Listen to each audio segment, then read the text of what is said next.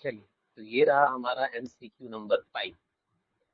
The phase difference between the two super imposing waves that give rise to a bright spot in Young's double slit experiment is where n is an integer।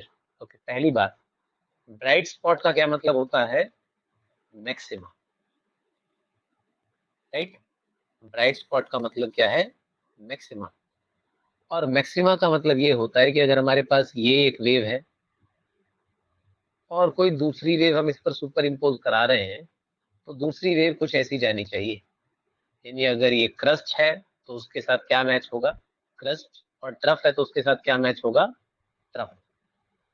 और resultant हमें क्या मिलेगा कि जो crust का amplitude है वो बढ़ जाएगा, जो ट्रफ है उसका एम्पलीट्यूड भी बढ़ जाएगा। ये होता है मैक्सिमा का बेसिक मतलब।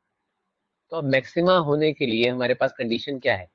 दोनों में पाथ का कोई डिफरेंस ना हो, या तो पाथ की बात कर रहा हूं मैं एक बार, या तो ऐसा हो कि जो दोनों वेव हैं उनमें पाथ का डिफरेंस हो ही ना, जीरो पाथ का डिफरेंस।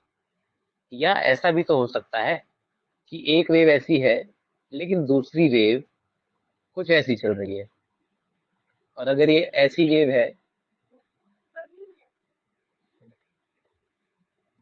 अगर ये ऐसी वेव है तो इसका मतलब क्या रहेगा कि दोनों वेव्स के अंदर अभी देखो गैप है। कितना गैप है? क्या ये वन वेव का गैप है? बिल्कुल है। फिर भी क्या हो रहा है, प्लस से प्लस कंबाइन करके आपको मैक्सिमा मिलेगा और माइनस से माइनस कंबाइन करके भी मैक्सिमा मिलेगा।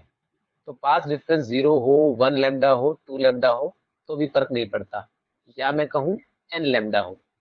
अब यहीं से फेज डिफरेंस का और देख लेते हैं। फेज डिफरेंस पूछा ना हमसे, तो देखो अगर पाथ का डिफरेंस नहीं है तो एंगल का भी डिफरेंस नहीं है। लेकिन अगर वन वेव का डिफरेंस है लेमडा, तो लेमडा में समझो एक वेव ऐसे कंप्लीट हुई।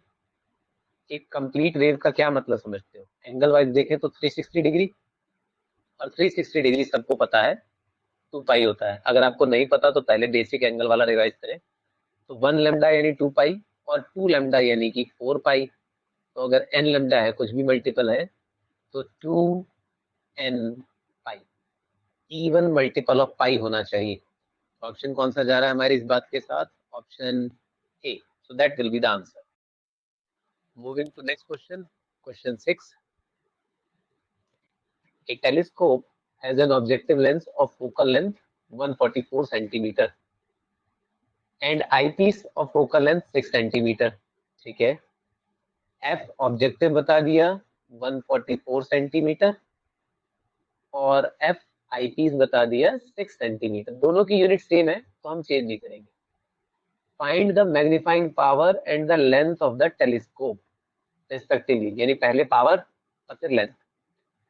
तो देखो इसमें सबसे पहली बात, मैग्नीफाइंग पावर के दो केस बनते हैं, या तो नॉर्मल एडजस्टमेंट होगी या डिस्टिंक्ट विजन वाला केस।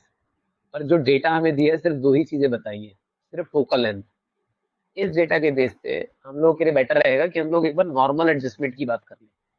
तो नॉर्मल एडजस्टमेंट का डायग्राम कुछ ऐसा बनता है कि आपके पास एक ऑब्जेक्टिव लेंस होगा, पैरेलल लाइट रेज आएंगी और वो फोकस पर पास करती है। एक सेकंड में इसको थोड़ा रीड्रॉ करता हूँ। पैरेलल लाइट रेज तो आएंगी, बट हम लोग एक बार एक एंगल मानते हैं कि पैरेलल रेज किसी एंगल पर आ रही है, कुछ ऐसा जो डायग्राम आपने पहले से देखा हुआ है। और ये पैरेलल रेज एक पॉइंट पे आके मीट करती है, दैट इज द फोकस। किसका फोकस? ऑब्जेक्टिव का।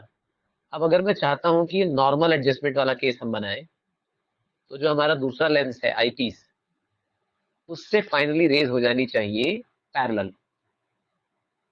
Finally rays should become parallel, यानी कि पैरेलल मतलब image should be at infinity.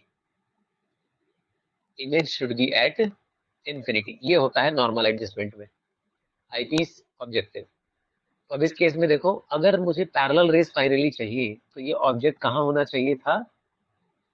Focus पर, फोकस ऑफ द आईपीस। अब जो ये दोनों लेंस होते हैं हमारे ऑब्जेक्टिव और आईपीस, इनके बीच का जो ये सेपरेशन होता है, इसी को कहते हैं length of the tube, length of the telescope या length of the telescope tube. तो हमें एल पता करना है तो बड़े आराम से निकाल सकते हैं। एल हो जाएगा just F O plus F E. दोनों डिस्टेंस ऐड करने हैं, 144 प्लस 6 यानी कि ये आ गया हमारे पास 150 सेंटीमीटर। एक बात, दूसरा जो हमसे पूछ रहा है magnifying power, direct formula FO by FE। FO 144, FE 6, 6 2s are 12 and 24, तो 2 4s, 6 4s are 24, आंसर आ गया 24। तो मैग्नीफाइंग पावर हो गई 24 और लेंथ हो गई 150, तो ऑप्शन ए 24 एंड 150 सेंटीमीटर। अगर ये दोनों क्वेश्चन समझ में आए, कोई दिक्कत है तो जरूर कमेंट्स में बताइएगा, पर समझ में आए हैं तो लाइक कीजिएगा वीडियो को और शेयर कीजिएगा।